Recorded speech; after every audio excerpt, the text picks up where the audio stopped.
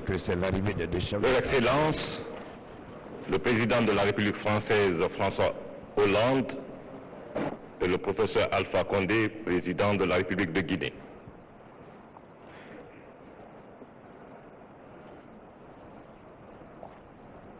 Voilà, les deux présidents sont arrivés. Je vais vous installer, s'il vous plaît. Ils vont assister à la signature.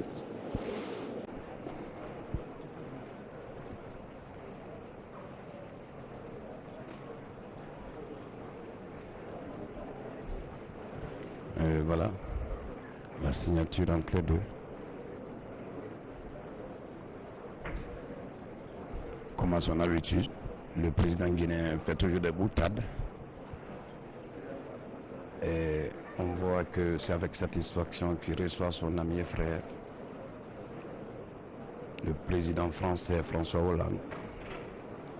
Au-delà du fait que les deux soient aujourd'hui présidents. Les deux parties procèdent maintenant à la cérémonie de signature du protocole d'accord avec l'Institut Pasteur. Voilà, précision importante.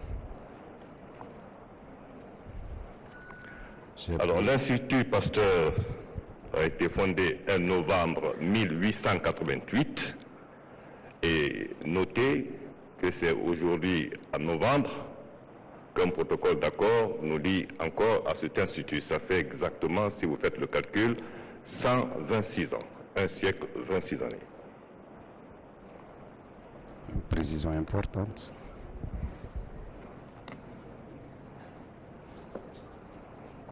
Le signataire du côté de la France, M. Christian Bréchot, directeur général de l'Institut Pasteur. Signataire pour la Guinée, M. Bailo Télivel Diallo, ministre d'État, ministre de l'Enseignement supérieur et de la Recherche scientifique, et le médecin colonel Rémi Lama, ministre de la Santé.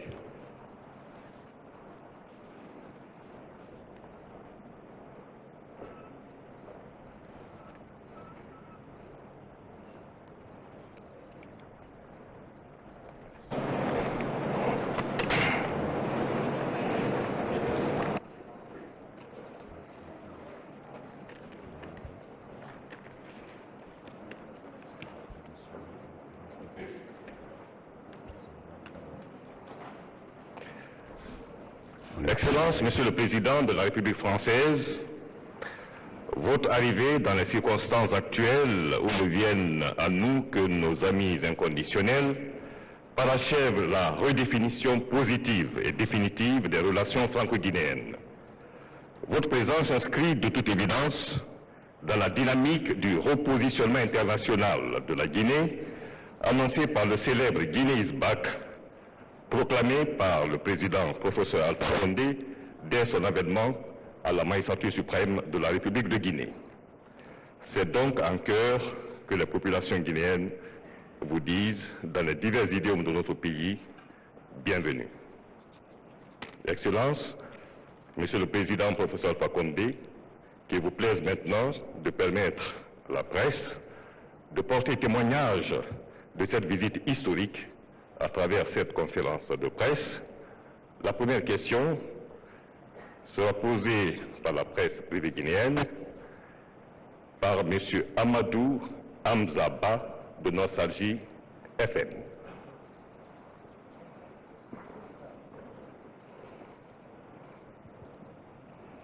Merci, Monsieur le Président. Ma question s'adresse à Monsieur le Président de la République de la France, Monsieur François Hollande.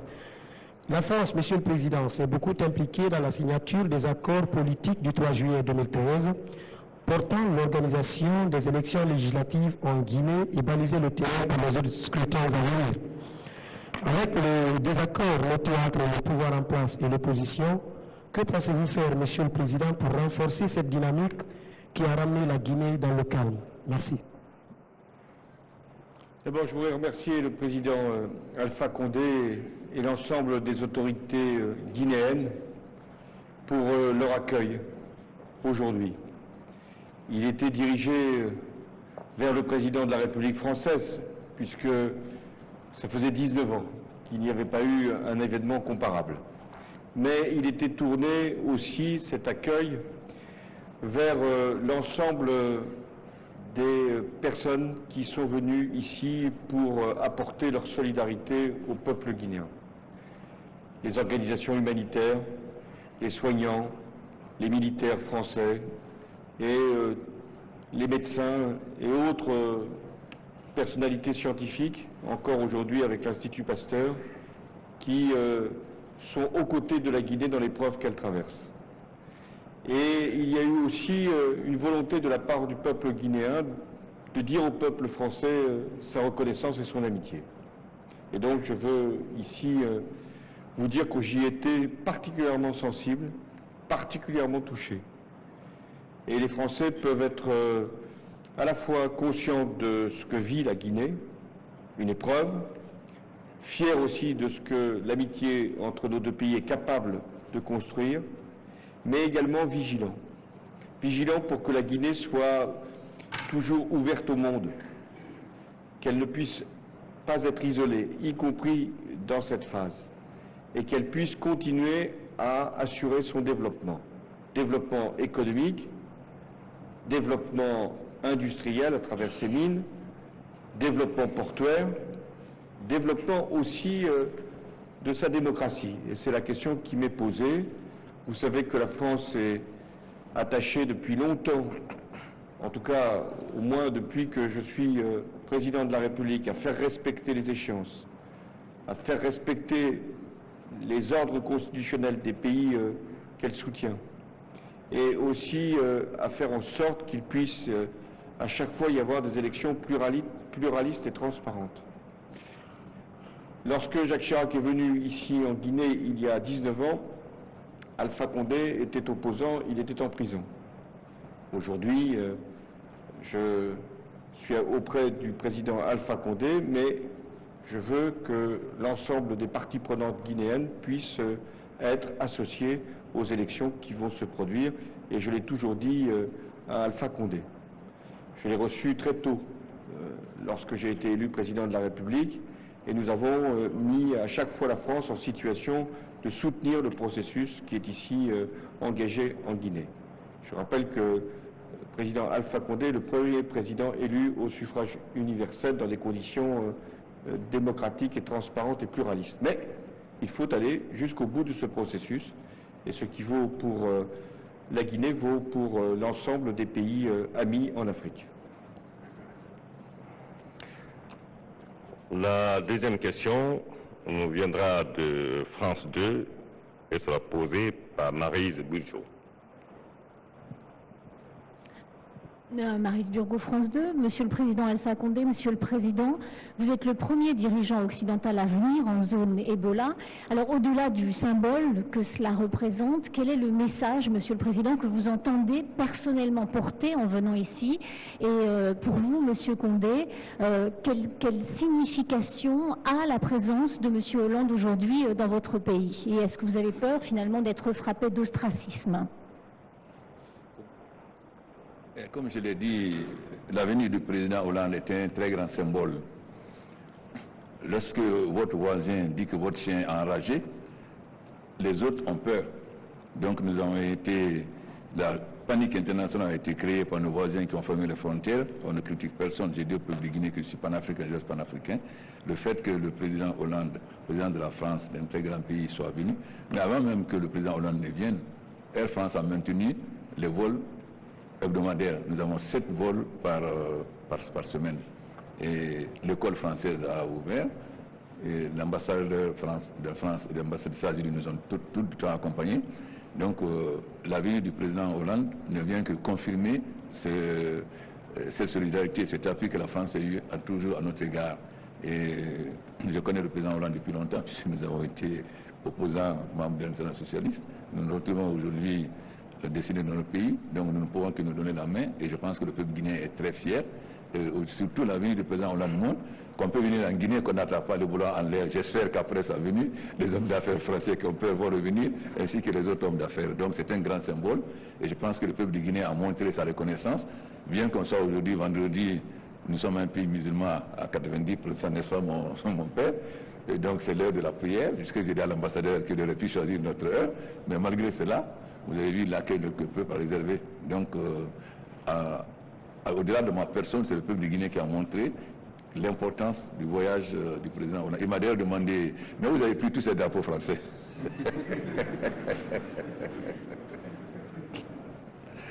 Parce que en 1958, il n'y en avait plus beaucoup.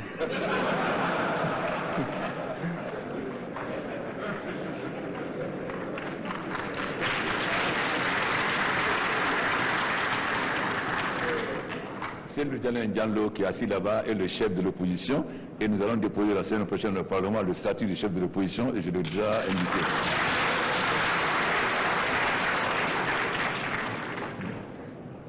Moi, je ne fais pas encore de conférence de presse avec le chef de l'opposition, vous savez, vous devez venir. Mais je vais répondre à la question qui m'est posée. Bien sûr qu'il y a un symbole à venir ici en Guinée, alors même que cette partie-là de l'Afrique, avec le Sierra Leone et le Libéria, est frappée par Ebola.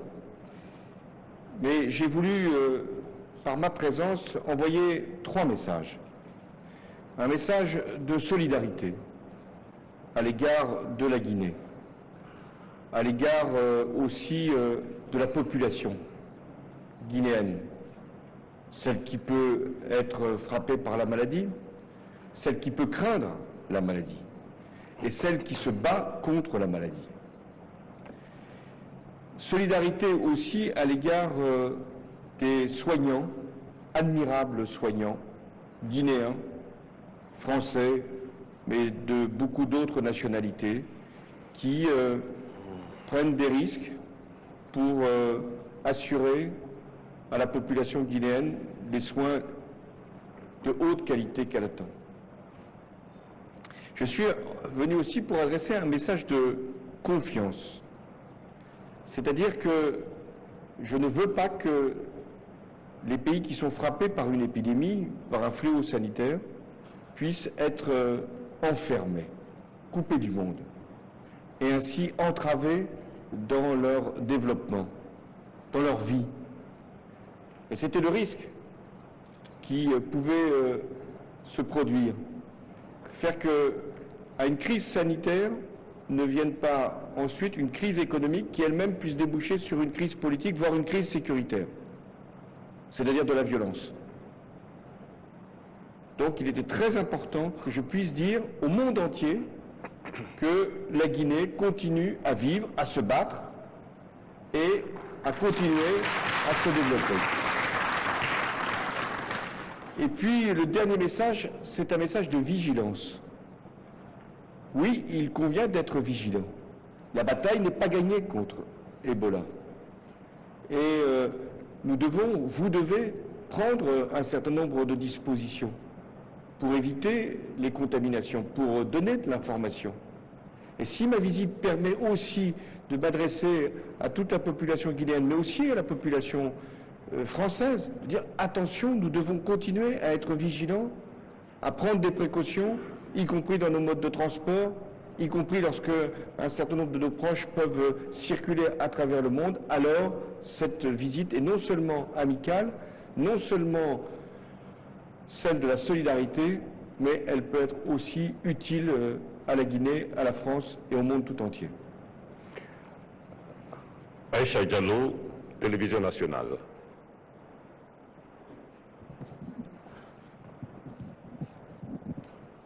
On sait que la France a joué un rôle fondamental dans la sensibilisation et la mobilisation pour la lutte contre Ebola. Monsieur le Président François Hollande, quelle place la France entend-elle occuper au sein de la structure destinée à coordonner l'aide en faveur de la riposte internationale contre Ebola? Et quel est le mécanisme prévu par la France pour apporter une aide budgétaire à la Guinée qui est en train de payer un lourd tribut suite à la propagation de la pathologie? Je vous remercie. Il y a une aide financière qui est prévue, celle de la France, celle de l'Europe, celle de la communauté internationale. Et pour illustrer, la France va consacrer d'une manière générale à la lutte contre Ebola à peu près 100 millions d'euros. C'est une part de notre contribution, mais c'est une part aussi de notre protection. Il y a bien sûr une volonté d'être généreux, d'être solidaire, mais c'est aussi une volonté de précaution. De ce point de vue, c'est aussi un investissement que nous faisons dans les équipements sanitaires guinéens, par exemple, et nous continuerons à soutenir la Guinée après Ebola. Nous avons signé un accord entre l'Institut Pasteur et les autorités guinéennes pour qu'il y ait une antenne de l'Institut Pasteur ici, en Guinée, durablement. Et aussi, nous agissons immédiatement. C'est-à-dire que nous créons en ce moment des centres de soins, notamment en Guinée forestière. Au départ, j'avais annoncé un hôpital militaire en Guinée forestière. Et puis, en définitive, nous allons créer 3 structures, grâce aux organisations humanitaires, Médecins sans frontières. Non, 4. 4. Fourcaria, Oui, Massanta, Kerouane, Beila. 3 de plus, en plus de Massanta. Et nous allons continuer à agir sur Conakry. Nous allons aussi créer un centre de soins pour les soignants, pour que les personnels, quelle que soit leur nationalité, qui pourraient être touchés par Ebola, puissent être soignés sur place. Ce centre va se mettre en place dans quelques semaines. Et nous allons également créer un centre de formation pour les soignants, ici en Guinée, et il y en a déjà un qui s'est ouvert pour nos propres personnels en France. Et nous avons un coordonnateur général, qui est M. Delfrécy, qui est ici présent, qui travaille en étroite liaison avec le coordonnateur guinéen, M. Keita, de manière à ce que nous puissions être les plus efficaces possibles. Voilà l'ensemble des actions que nous pouvons engager. Mais en même temps, nous allons nous rendre au sommet de la francophonie. Je vais lancer un appel aussi à la mobilisation des pays francophones. Je parle notamment du Canada et de la Suisse, qui m'ont dit qu'ils étaient prêts à accompagner la Guinée. Pourquoi la francophonie est tout à fait essentielle, même si ça ne dispense pas, par exemple, les Russes de venir ici aussi apporter un certain nombre de traitements. Mais la francophonie est essentielle parce que pour un malade, c'est quand même plus simple d'exprimer ce qu'il dit en français que dans une autre langue. Et pour un personnel soignant, c'est également plus rapide de comprendre exactement ce qui lui est dit par un malade plutôt que de se le faire traduire. Donc la francophonie est tout à fait majeure pour le traitement d'Ebola. Il faut comprendre qu'est-ce que l'Institut Pasteur a signé. L'Institut Pasteur, non seulement on va avoir un Institut Pasteur qui va être construit à côté de Donka, mais surtout, ils vont nous former des chercheurs guinéens ici et en France pour qu'à l'avenir, quelle que soit l'épidémie, nous soyons capables par nous-mêmes de trouver l'épidémie, donc de ne pas attendre de l'extérieur et de pouvoir soigner. Donc d'avoir un peu comme le Rwanda aujourd'hui, d'être capable par nous-mêmes d'identifier n'importe quel virus demain et de pouvoir soigner. Donc c'est extrêmement important l'accord que l'Institut Pasteur a signé. Christophe Châtelot, du Monde.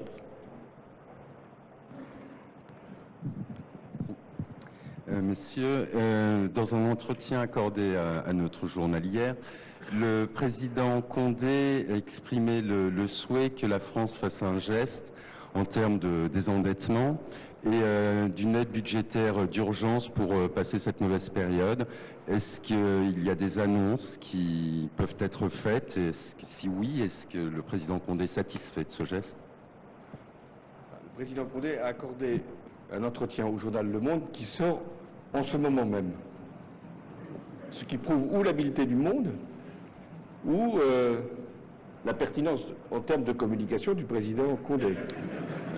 Les deux se sont sans doute rencontrés. Nous avons discuté de cet aspect-là sur un dossier particulier qui concerne une part de la dette et j'ai confirmé qu'il y aurait pour résoudre cette question une aide budgétaire qui serait renforcée. Donc La question que vous avez posée, à laquelle le président Condé vous a répondu, a été traitée cet après-midi. C'est quand même efficace, comme si chaque fois qu'il y avait une interview dans Le Monde, on aurait ce résultat, je serais même prêt à en faire davantage.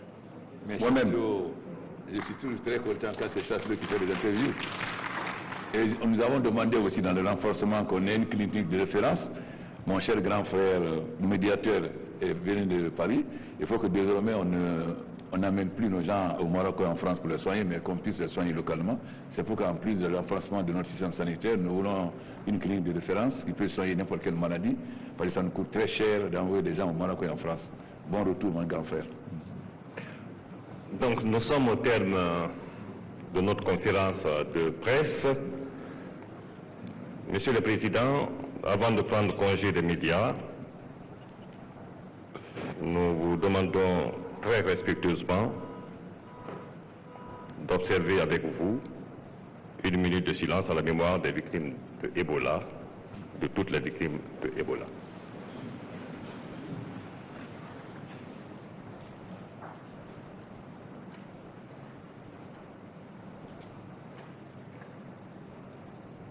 Merci, Monsieur le Président. Monsieur le Président de l'Assemblée, vous êtes convaincu maintenant que je dois aller à la francophonie?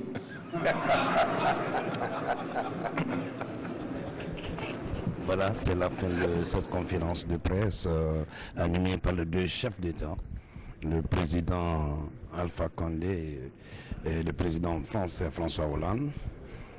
Et satisfaction totale au niveau des médias.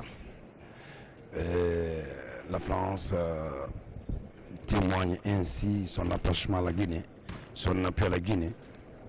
Voilà. La France attache son appui à la Guinée à travers cette visite.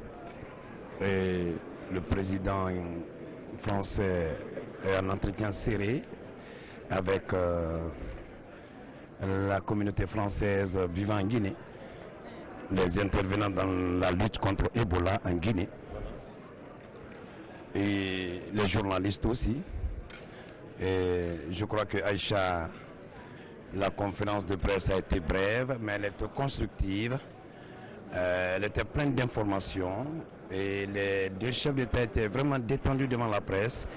Est-ce que Aïcha est satisfaite en tant que journaliste? En tant que journaliste, je suis à eux et l'aide de la France et l'aide des autres pays développés qui se penchent sur notre cas. Je sais que la Guinée pourra enfin se débarrasser de cette terrible maladie qui a semé la désolation dans plusieurs familles. Mais je suis satisfaite parce que la France va nous appuyer. Il y aura un appui budgétaire ici en Guinée. Il y a un financement qui est prévu, comme l'a dit le président français, François Hollande, pour aider la Guinée à s'en sortir. Même après Ebola, l'Institut Pasteur sera là pour détecter des cas très compliqués, des problèmes de santé publique qui sont difficiles à diagnostiquer ici dans notre pays.